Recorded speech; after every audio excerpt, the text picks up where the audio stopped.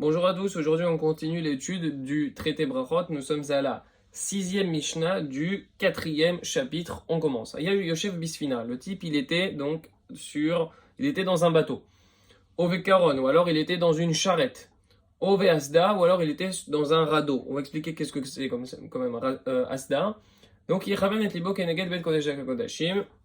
lui suffit simplement de faire la Hamida en orientant sa pensée vers le Saint des Saints et prier, donc seulement de tourner sa face en dire, enfin,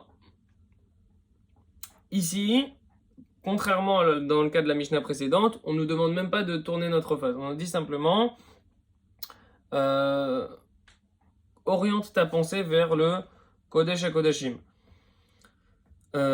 Pourquoi cette différence-là? Le Bet Yosef, vu que la Mishnah est courte, on peut faire un peu de Yun. Donc le Bet Yosef, il explique que cela est dû au fait que compte tenu du tangage, dans le cas du bateau, ou des secouements dans le cas du carrosse, ce type de moyen de transport est produit, eh bien il est impossible de se lever pour descendre et faire sa prière. On ne peut pas le faire dans de bonnes conditions. Et même se tourner, etc., ce serait assez délicat de se lever dans le bateau qui tangue, t'as peur de tomber, donc dans tous les cas, on te dit reste assis, concentre-toi, et du moment que tu as ta kavana, c'est l'essentiel.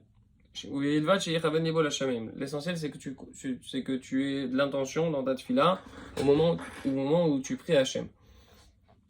On a dit c'est quoi Asda? Non, on a traduit ça par radeau. Alors il explique le Vartenora, Etzim Arbe, ce sont de nombreux morceaux de bois, Keshurim ou Muhudakim Yachad, qui sont attachés, qui sont serrés ensemble, ou Mashitim Otam Banahar, et donc on les fait alors flotter sur les eaux du fleuve, Uvne Adam Molchim Alehem, et les gens ils marchent dessus, sur ces morceaux de bois rattachés ensemble. Donc c'est vraiment la définition propre d'un radeau. Hein.